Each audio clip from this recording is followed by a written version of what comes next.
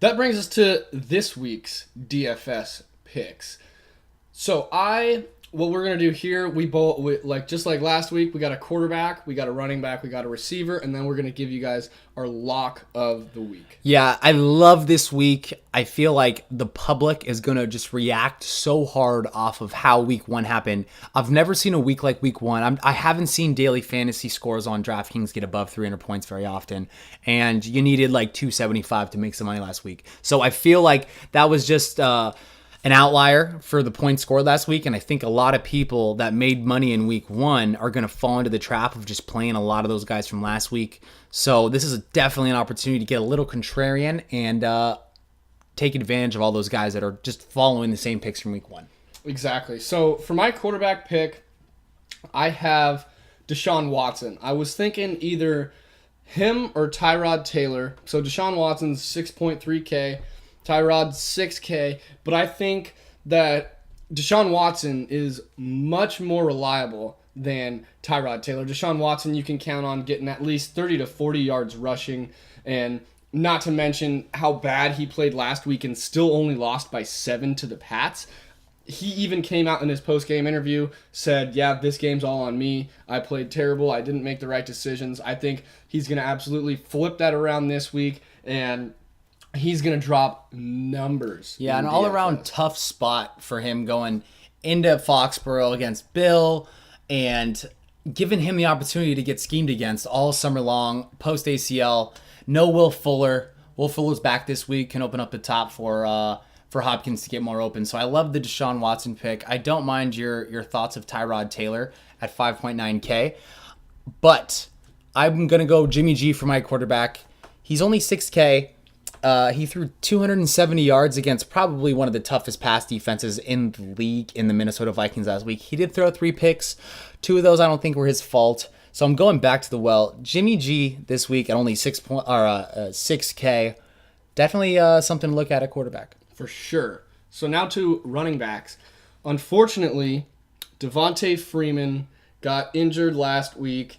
So this week, it's going to be Tevin Coleman, RB1. He's only 5.3K. In the Falcons' offense, they haven't been able to score in the red zone.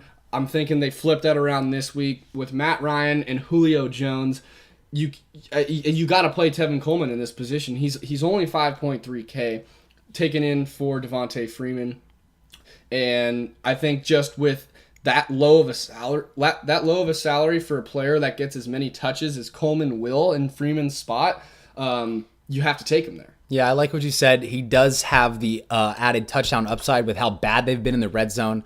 I can see them just, hey, let's just get it in there. Put your head down. No more throwing all this BS stuff in the air to Julio. Let's just run the ball in the end zone. And that'll give him some added touchdown upside.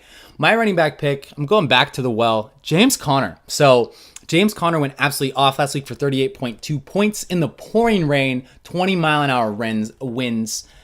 They knew they couldn't throw the ball, and he still went for like 130, couple touchdowns.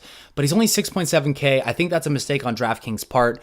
The Steelers have shown that when Bell doesn't play, they load up the backup running back and treat it like it is Bell.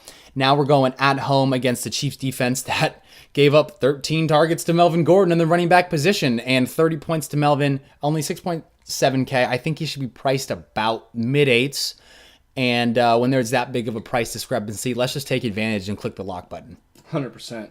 All right, so now to receivers. I told you I really like Deshaun Watson at 6.3K. They're playing the Titans. Titans don't have anything special that they're going to throw out at them. So I'm going to link him up with DeAndre Hopkins. The Pats pretty much shut down Hopkins last week, but at the same time, that's just Belichick taking away the best player for him. So last week I stayed away from Hopkins. This week against the Titans, I think Deshaun Watson and Hopkins are going to link up for at least 2 TDs.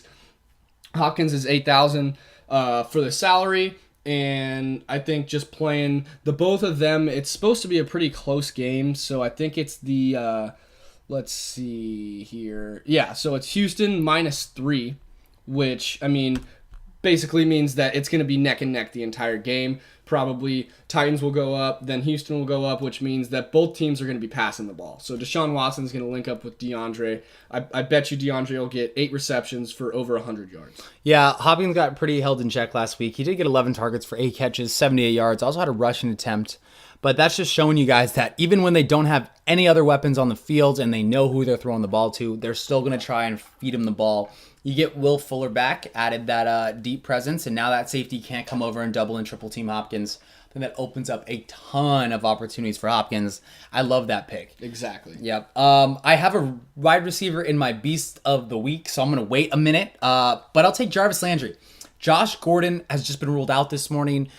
They're playing in the Superdome, which is basically the Coors Field of football. Points. If Fitzpatrick can go in there and drop as many points as he can and getting guys like Deshaun Jackson in the end zone and Chris Godwin, I think they'll get juice. Jarvis Landry in there.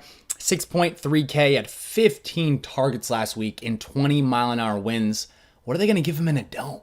20, 25? I don't know. It just might be every freaking play, for God's sakes.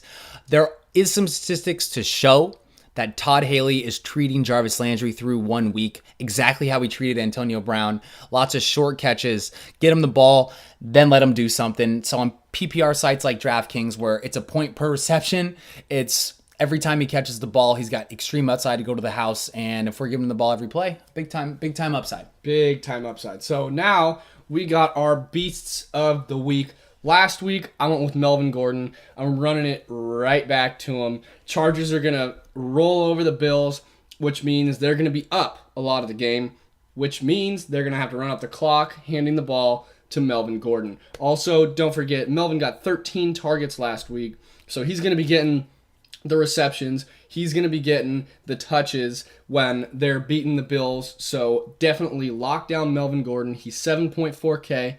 And misprice. At that price for the team that they're playing in the Bills, you got to take him there. Yeah, huge numbers show when teams are favored by more than a touchdown that they just load the running back up because of game flow. They're going to be up 10 points, 12 points, 15 all day, which means I think Melvin Gordon gets above 100 yards. We said last week how Melvin Gordon in half of his games last season scored a touchdown. He didn't score a touchdown last week, so I plan on him getting at least 1 this week, maybe even 2. So I love your lock of the week.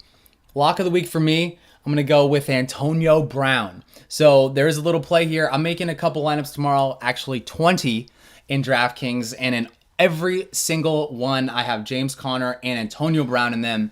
Antonio Brown being the lock because I don't think people are going to go to him. Last week, pretty ugly week if you paid up for him. He got lucky and got in the end zone, but didn't get above 100 yards. Didn't get as many catches as we think. But if you go Connor Brown in all your lineups, you're locking up essentially all the touchdowns for the Steelers, maybe. So lock him up, Antonio Brown. I could see a day where he goes 10 catches, 150, and 2.